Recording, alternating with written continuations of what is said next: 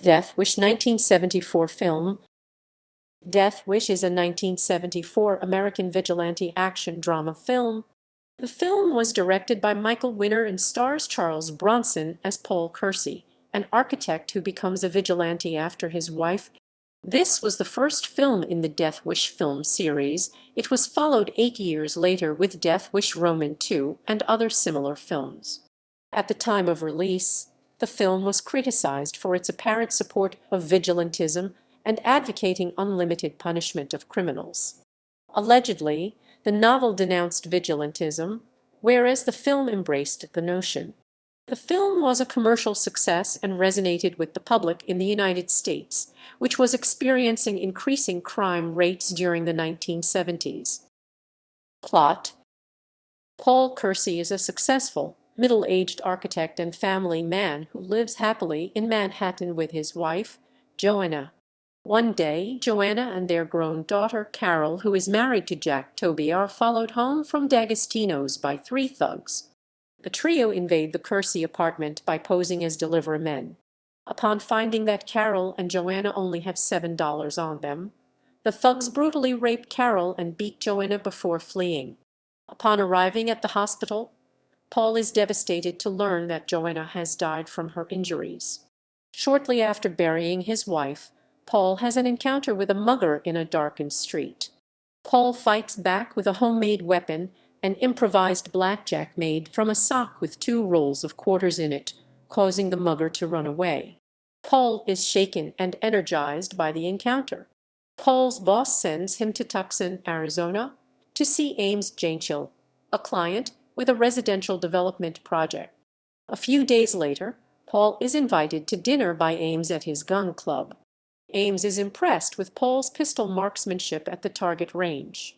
Paul reveals that he was a conscientious objector during the Korean War when he served as a combat medic. He had been taught to handle firearms by his hunter father, but after the senior Kersey was mortally wounded by a second hunter who mistook Paul's father for a deer, Paul's mother made him swear never to use guns again.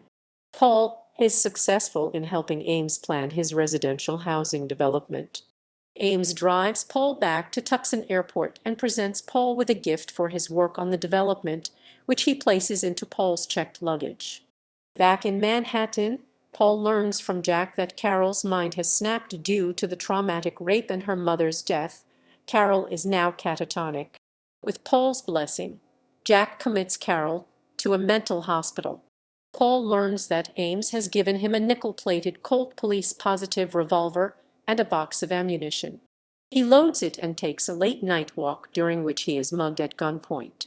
Paul fatally shoots the mugger and, in a state of shock, runs home and vomits. The next night, Paul walks through the city looking for dangerous and violent criminals. Sure enough, he kills several muggers over the next few weeks, either luring them into a confrontation by presenting himself as an affluent victim, or when he sees them attacking other innocent people. NYPD Inspector Frank Ochoa investigates the vigilante killings. His department narrows it down to a list of men who have had a family member recently killed by muggers and or are war veterans. Ochoa soon suspects Paul and is about to make an arrest when the district attorney intervenes and tells Ochoa the district attorney and the police commissioner do not want the statistics to get out that Paul's vigilantism has led to a drastic decrease in street crime. They fear that, if said information becomes public knowledge, the whole city will descend into vigilante chaos. If Paul is arrested, he will surely be labeled a martyr. Ochoa does not like the idea, but relents and opts for scaring him off instead. One night, Paul shoots 2 more muggers before being wounded in the leg himself by a third. Paul pursues the third mugger and corners him at a warehouse. He challenges the mugger to a fast draw Wild West style, only to faint because of blood loss. The mugger escapes. Paul's gun is discovered by young patrolman Jackson Riley. Riley hands the gun to Ochoa, who orders Riley to forget they found it. The press is informed that Paul is just another mugging victim. Ochoa visits Paul at the hospital where he's recovering, and agrees to surreptitiously dispose of Paul's revolver in exchange for Paul's leaving NYC permanently. Paul takes Ochoa's deal, and his company agrees to transfer him to Chicago. Paul arrives in Chicago Union Station by train. Being greeted by a company representative, he notices a group of hoodlums harassing a young woman. He excuses himself and helps the woman. As the hoodlums make obscene gestures, Paul just smiles while making a finger gun at them. Cast: John Hersfeld played the train mugger who slashes Paul Kersey's newspaper, while Saul Rubinek played the train mugger who watches the door. Robert Maiano had a minor role as a mugger in the film. Lawrence Hilton Jacobs, who later co-starred on the television show Welcome Back, Kotter, had an uncredited role as one of the Central Park muggers near the end of the film. It has been rumored that Denzel Washington made his screen debut as an uncredited alley mugger since, in a long shot, the actor shown appears to resemble him, but Washington stated that not to be true. Actress Helen Martin, who had a minor role as a mugging victim who fights off her attackers with a hatpin, subsequently appeared in the television sitcoms Good Times and 227. Christopher Guest made one of his earliest film appearances as a young police officer who finds Kersey's gun. Marcia Jean Kurtz, who played the receptionist at Paul's office, has appeared in multiple roles on the TV series Law and Order. Sonia Manzano, who played Maria on Sesame Street, had an uncredited role as a supermarket checkout clerk. The film also marked Jeff Goldblum's screen debut, playing one of the freaks who assaults Kersey's family early in the film. Production development. The film was based on Brian Garfield's 1972 novel of the same name. Garfield was inspired to use the theme of vigilantism following incidents in his personal life. In one incident, his wife's purse was stolen. In another, his car was vandalized. His initial thought each time was that he could kill the son of a bitch responsible. He later considered that these were primitive thoughts, contemplated in an unguarded moment. He then thought of writing a novel about a man who entered that way of thinking in a moment of rage and then never emerged from it. The original novel received favorable reviews but was not a bestseller. Garfield sold screen rights to both Death Wish and Relentless to the only film producers who approached him, Hal Landers and Bobby Roberts. He was offered the chance to write a screenplay adapting one of the two novels, and chose Relentless. He simply considered it the easier of the two to turn into a film. Wendell Mays was then hired to write the screenplay for Death Wish. He preserved the basic structure of the novel and much of the philosophical dialogue. It was his idea to turn police detective Frank Ochoa into a major character of the film. His early drafts for the screenplay had different endings from the final one. In one, he followed an idea from Garfield.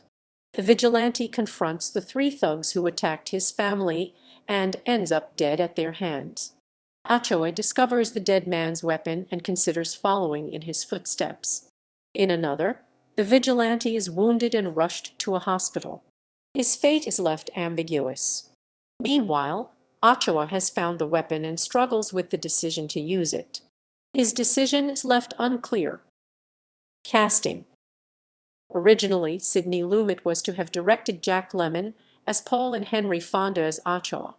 Lumet bowed out of the project to direct Serpico 1973, requiring a search for another director. Several were considered, including Peter Medak, who wanted Henry Fonda as Paul. United Artists eventually chose Michael Winner, due to his track record of gritty, violent action films. The examples of his work considered included The Mechanic 1972, Scorpio 1973, and The Stone Killer 1973. The film was rejected by other studios because of its controversial subject matter and the perceived difficulty of casting someone in the vigilante role. Several actors were considered, including Steve McQueen, Clint Eastwood, Gregory Peck, Burt Lancaster, George C. Scott, Frank Sinatra, Lee Marvin, and even Elvis Presley. Winner attempted to recruit Bronson, but there were two problems for the actor. One was that his agent, Paul Kersey, considered that the film carried a dangerous message. The other was that the screenplay then followed the original novel in describing the vigilante as a meek accountant, hardly a suitable role for Bronson. "I was really a miscast person," Bronson said later. "It was more a theme that would have been better for Dustin Hoffman or somebody who could play a weaker kind of man. I told them that at the time." Winner was firstly anxious about his decision to cast Jill Ireland, Bronson's real-life wife, for the role of Paul Kersey's wife. After Winner told this to Bronson, he said, "No, I don't want her humiliated and messed around by these actors who play mothers. You know the sort of person we want. Someone who looks like Hope Lange." To which Winner replied, "Well, Charlie, the person who looks most like Hope Lange is Hope Lange. So I'll get her." Ireland would later go on to play Kersey's love interest in Death Wish Roman II. The film project was dropped by United Artists after budget constraints forced producers Hal Landers and Bobby Roberts to liquidate their rights. The original producers were replaced by Italian film mogul Dino De Laurentiis. De Laurentiis convinced Charles Bronson to bring the project to Paramount Pictures. Paramount purchased the distribution rights of the film in the United States market, while Columbia Pictures licensed the distribution rights for international markets. De Laurentiis raised the $3 million budget of the film by pre-selling the distribution rights. With funding secured, screenwriter Gerald Wilson was hired to revise the script. His first task was changing the identity of the vigilante to make the role more suitable for Bronson. Paul Benjamin was renamed to Paul Kersey. His job was changed from accountant to architect. His background changed from a World War II veteran to a Korean War veteran. The reason for him not seeing combat duty changed from serving as an Army accountant to being a conscientious objector. Several vignettes from May's script were deemed unnecessary, and so were deleted. Filming. Winner himself asked for several revisions in the script. Both the novel and the original script had no scenes showing the vigilante interacting with his wife. Winner decided to include a prologue depicting a happy relationship, and so the prologue of the film depicts the couple vacationing in Hawaii. The early draft of the script had the vigilante being inspired by seeing a fight scene in the Western film High Noon. Winner decided on a more elaborate scene involving a fight scene in a recreation of the Wild West, taking place in Tucson, Arizona. The final script had the vigilante making an occasional reference to Westerns. While confronting an armed mugger, he challenges him to draw. Kersey tells him to fill your hand, the same challenge issued by Western movie icon John Wayne to his main opponent in the climactic shootout in 1969's True Grit. When Ochoa tells him to get out of town, he asks if he has until sundown to do so. The killing in the subway station was supposed to remain off-screen in May's script, but Winner decided to turn this into an actual, brutal scene. A minor argument occurred when it came to a shooting location for the film. Bronson asked for a California-based location so that he could visit his family in Bel Air, Los Angeles. Winner insisted on New York City, and De Laurentiis agreed. Ultimately, Bronson backed down. Death Wish was shot on location in New York City during the winter of 1973-1974. Death Wish was first released to American audiences in July 1974. The world premiere took place on July 24 in the Loews Theater of New York City. During the whole production, the crew members had to wear face masks due to the freezing temperatures that would make the water in their eyes freeze. Music. Multiple Grammy Award-winning jazz musician Herbie Hancock produced and composed the original score for the soundtrack to the movie. It was his third film score, after the 1966 movie Blow Up and The Spook Who Sat by the Door 1973. Michael Winner said, Dino De Laurentiis said get a cheap English band, because the English bands were very successful. But I had a girlfriend who was in Sesame Street, a Puerto Rican actress, Sonia Manzano, who played a checkout girl at the supermarket in Death Wish, and she was a great jazz fan.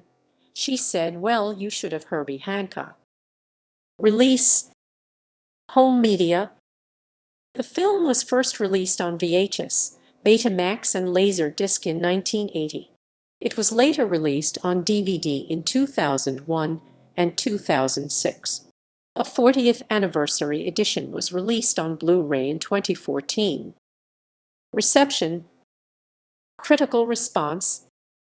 Death Wish received mixed reviews upon its release because of its support of vigilantism, but it affected U.S. audiences and began widespread debate over how to deal with rampant crime.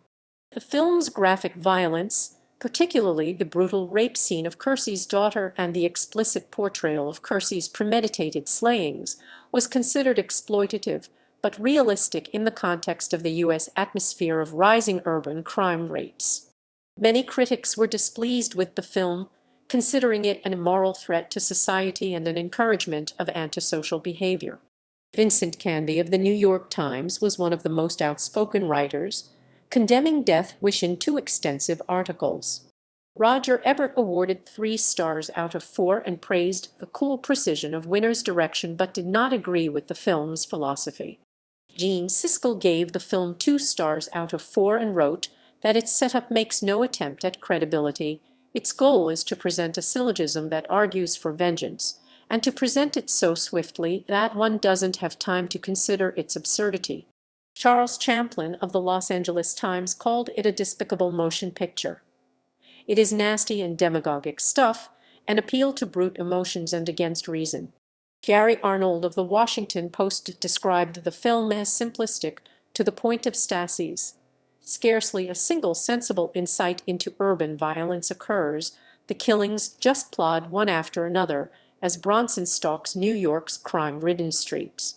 Clyde Givons of the Monthly Film Bulletin wrote, "Superficially, it's not all that far removed from a Bud Boticher revenge western. The difference, of course, is that Michael Winner has none of Boticher's indigenous sense of allegory or his instinct for what constitutes a good folk mythology, let alone his relish for three-dimensional villains." Garfield was also unhappy. The film led him to write a follow-up titled Death Sentence, which was published a year after the film's release. Bronson defended the film and felt that it was intended to be a commentary on violence and was meant to attack violence, not romanticize it. Reviews of the original film were less negative than its sequels, which many critics viewed as more exploitative and contrived. On Rotten Tomatoes, Death Wish has an approval rating of 68% based on reviews from 28 critics. Accolades. The film is recognized by American Film Institute in these lists. 2001 AFI 100 Years. 100. Thrills nominated. 2003 AFI 100 Years. 100. Heroes and Villains. Paul Kersey nominated Hero. Impact and influence. Death Wish was a watershed for Bronson, who was 53 years old at the time, and who was then better known in Europe and Asia for his role in The Great Escape. Bronson became an American film icon who experienced great popularity over the next 20 years.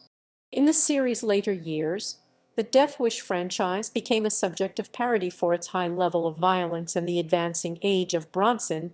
A 1995 episode of The Simpsons, A Star is Burns, showed a fictional advertisement for Death Wish 9, consisting of a bedridden Bronson saying, "I wish I was dead."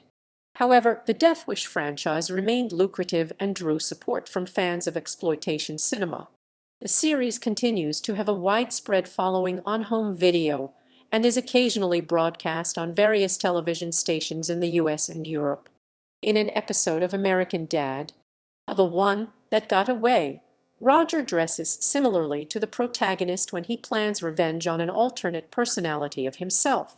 He tells an alternate character that Death Wish was a movie when his reference via outfit is misconstrued. Bronson is mentioned in the 1997 The Notorious B.I.G. classic Kick in the Door. In the song, Biggie proclaims, "Sold more powder than Johnson, and Johnson/tote steel like Bronson. Vigilante/you wanna get on, son, you need to ask me." In the 1985-1986 Spider-Man comic arc The Death of Jean DeWolf, Bronson makes a small appearance in one panel, holding a newspaper with the headline Vigilante. A clip from the film of Jeff Goldblum's hoodlum rapist character yelling "Got him, rich cunt, I kill rich cunts" was often played on the Opie and Anthony show.